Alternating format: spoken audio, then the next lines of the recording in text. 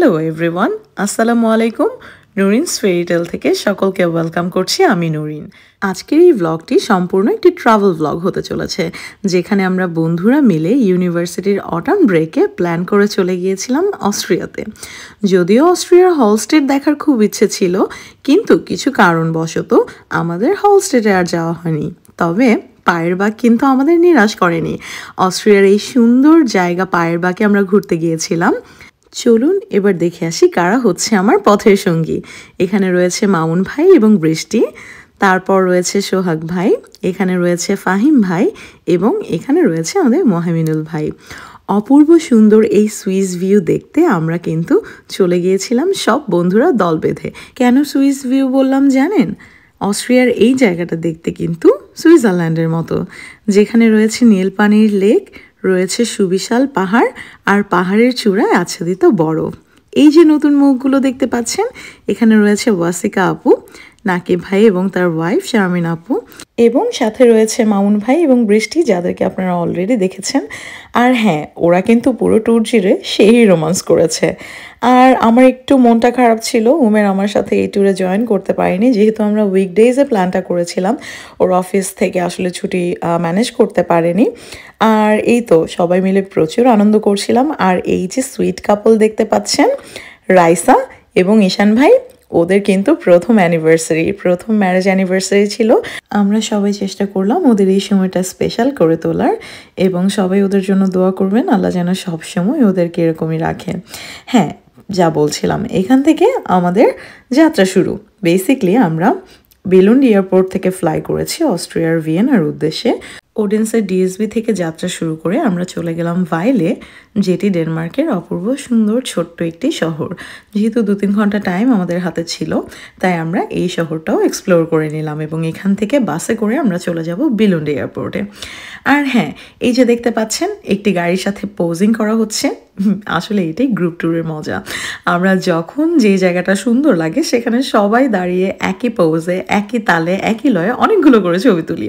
তো যাই হোক, আমরা ভাইলের এই যে সমুদ্র, এই ছোট্ট শহরটি সমুদ্রের কোল ঘেঁষে অবস্থিত।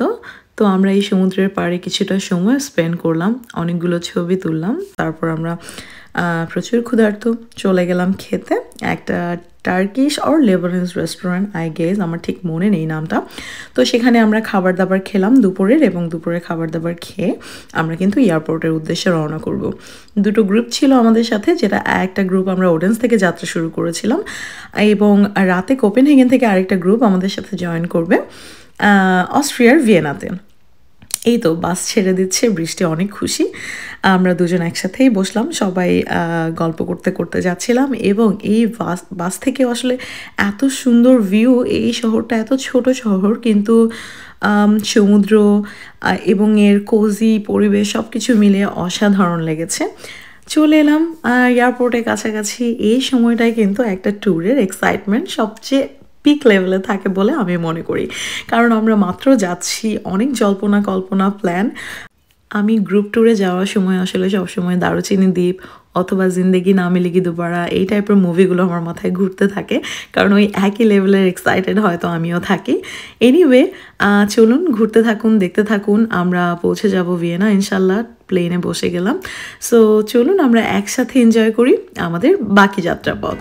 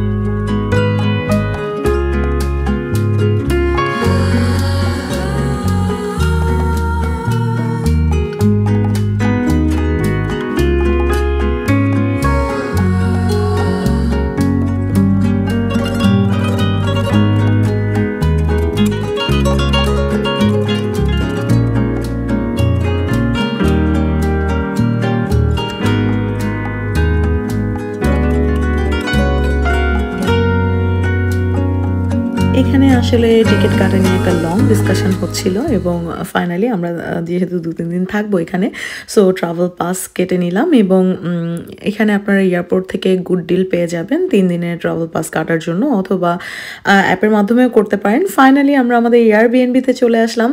এয়ারবিএনবিটা খুবই সুন্দর ছিল, অনেক কোজি ছিল, আর হ্যাঁ একটু হরর এক্সপিরিয়েন্সও রয়েছে আমাদের। তো এনিওয়ে আমরা খুব এনজয় করলাম এবং অনেক টায়ার্ড ছিলাম। রাতের বেলা খাবার টেকওয়ে এনেই আমরা খেয়ে ঘুমিয়ে গেলাম এবং এখান থেকে আমাদের ডে 2 শুরু। নতুন একটা দিন, নতুন এক্সাইটমেন্টে আমরা শুরু করে দিলাম। আর এই যে বলেছিলাম ওদের অ্যানিভার্সারি, টোনাটুনি হেঁটে যাচ্ছে, ওরাও অনেক রোমান্স করেছে, তবে বৃষ্টি আর মাউন্ট ভাই কিন্তু এগিয়েছিল। এনিওয়ে আমরা ট্রেনের টিকিট কেটে চলে যাব পায়ের বাগ, যেহেতু আজকে আমাদের মেইন ঘোরার দিন। তো এখানে ওরা ডিসকাস করছিল আমরা রিজনাল ট্রেন ধরে ভিয়েনা থেকে 1 থেকে 1.5 ঘন্টার মধ্যে আমরা পৌঁছে গিয়েছিলাম পায়ের বাগে। আমি চেষ্টা করব ডিসক্রিপশন বক্সে কস্টগুলো দিয়ে দেওয়ার, সো দ্যাট আপনারা একটা বাজেট করতে পারেন যে যারা ইউরোপে আছেন অথবা যারা আসতে চাচ্ছেন ফ্রেন্ডরা মিলে বাজেট ট্রিপগুলো কিভাবে দেওয়া যায়। আর এই যে অসাধারণ ভিউ দেখতেই পাচ্ছেন, ট্রেন থেকে যদি এত সুন্দর লাগে সামনে গেলে কেমন লাগবে বলেন। তো এনিওয়ে আমরা পথের আনন্দ উপভোগ করছিলাম, পথের সাইড ভিউ এনজয় করছিলাম, আর হ্যাঁ পোজিং ছবি তোলা তো চলছিলই। এভাবেই মনে এক রাশ আনন্দ নিয়ে ট্রেনে বসে ছুটে চলা, একে একে আমরা ভিডিও করছিলাম জানালার পাশে বসে। আশা করি আপনাদেরও ভালো লাগবে। চলুন let's enjoy the view together.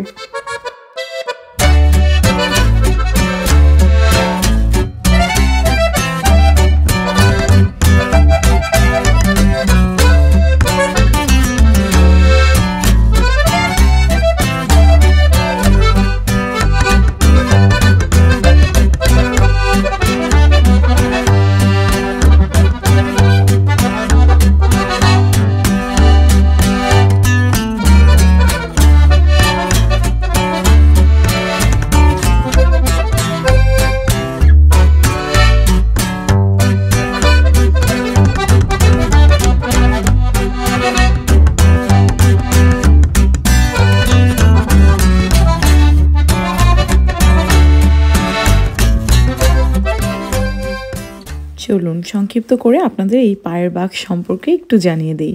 পায়ের বাগ মূলত অস্ট্রিয়ার লোয়ার অস্ট্রিয়া রাজ্যে অবস্থিত একটা ছোট্ট শহর, যেটি ভিয়েনা থেকে প্রায় 80 কিলোমিটার দক্ষিণ পশ্চিমে অবস্থিত।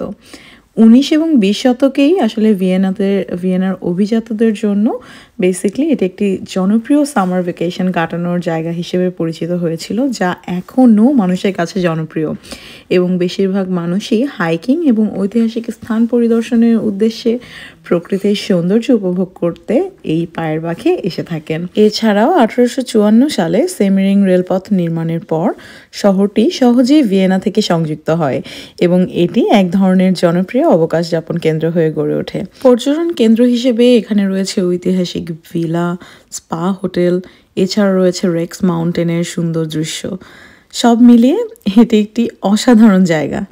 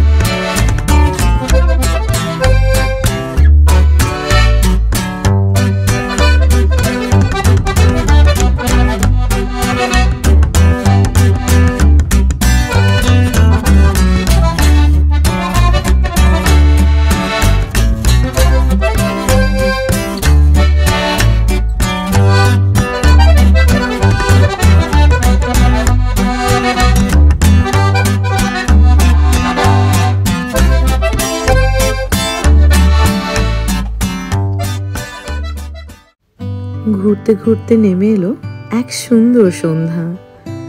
ওই যে দূরে ডুবন্ত সূর্য, নীল আকাশ, সবুজ পানি, বিশাল পাহাড় আর এই সুন্দর সন্ধ্যা। জীবনে আরো বারবার নেমে আসুক এমন সন্ধ্যা, সাথে থাকুক প্রিয় মানুষগুলো, এই কামনাই করি।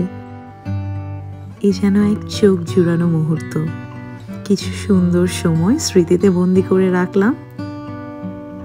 আবার অপেক্ষায় থাকবো এই বন্ধুদের নিয়ে এমন কোনো ট্রিপের।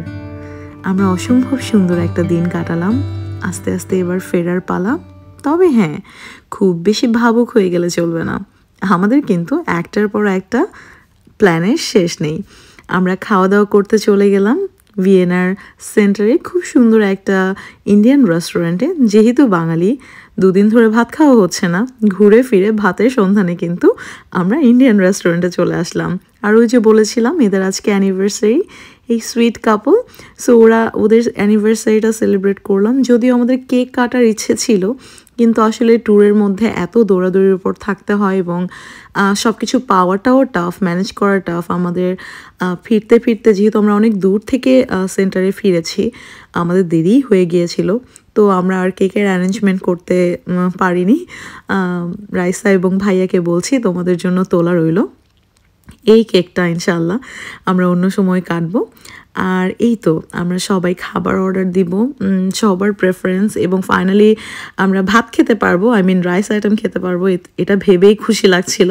সো আমরা অনেক কিছু অর্ডার করলাম, যেহেতু বড় গ্রুপ। আমরা বিরিয়ানি, এটা ছিল বিফ ভুনা, তারপর পিকলস ছিল, তারপর এই পাশে ল্যাম্ব বিরিয়ানি, তারপর অনেক অনেক খাবার, আসলে ওই পাশে আলু পরোটা, সবজি, চিকেন তান্দুরি, অনেক কিছু অর্ডার করা হয়েছিল।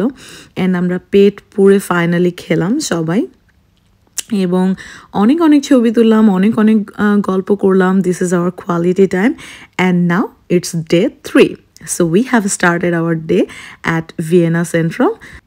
So basically this was the last day of our tour, but still we had time. So আমরা ভাবলাম যে কেননা আমরা সিটি সেন্টারটা ঘুরে আসি। সবাই আমরা সাজুগুজু করে বের হয়ে গেলাম। যদিও আমাদের মধ্য থেকে একটা গ্রুপ পরের দিন ব্যাক করেছে, ওরা আবার পায়ের বাঁকে গিয়েছিল এবং কেবল কারে উঠেছিল, বরফের চূড়া পর্যন্ত গিয়েছিল। আমরা যেহেতু টাইম পাইনি আগের দিন, সো আমরা ওটা দেখতে পারিনি। আর এই তো বৃষ্টি মাউন্ট ভাইয়ের রোমান্স কিন্তু এখনও চলছে। আর ওই যে ওদের পেছনে দেখতে পাচ্ছেন একটা বিশাল চার্চ, যার নাম হচ্ছে সেন্ট স্টেফেন্স ক্যাথেড্রাল, যা স্টেফেন্স ডম নামেও পরিচিত। অস্ট্রিয়ার ভিয়েনা শহরের অন্যতম প্রধান ঐতিহাসিক ও ধর্মীয় নিদর্শন। এটি শহরের প্রতীক, ল্যান্ডমার্ক এবং অস্ট্রিয়ার সবচেয়ে গুরুত্বপূর্ণ স্থাপত্যগুলোর মধ্যে একটি। এখানে রয়েছে রঙিন টাইলসের ছাদ, সুবিশাল ঘণ্টা, যেটি ইউরোপের অন্যতম বৃহৎ ঘণ্টা, যা বিশেষ অনুষ্ঠানে বাজানো হয়। এছাড়াও এই ক্যাথেড্রাল শুধু ধর্মীয় কেন্দ্রই নয়, এখনকার ভিয়েনার সংস্কৃতির ও পর্যটনের অন্যতম আকর্ষণ, যেখানে প্রতিদিন হাজার হাজার দর্শনার্থী ভিড় করেন এর সৌন্দর্য উপভোগ করার জন্য। Anyway, now it's time to say good bye. আমরা একদম শেষের দিকে চলে এসেছি। আমি আর উমের আরও 2 বছর আগে ভিয়েনায় ঘুরতে গিয়েছিলাম, সেই ভিডিওটাও আমি উপরে দিয়ে দিব। সবাইকে গুড বাই জানিয়ে আমরা চলে গেলাম এয়ারপোর্টের দিকে। অসংখ্য ধন্যবাদ আমার পথের সঙ্গীদের, যাদের সাথে আমি আসলে সুন্দর একটা সময় কাটিয়েছি। আপনাদেরকেও ধন্যবাদ এত ধৈর্য সহকারে আমার পুরো ভিডিওটি দেখার জন্য। আগামী ভিডিওতে আবার দেখা হবে। সবাই ভালো থাকবেন। আল্লাহ হাফেজ।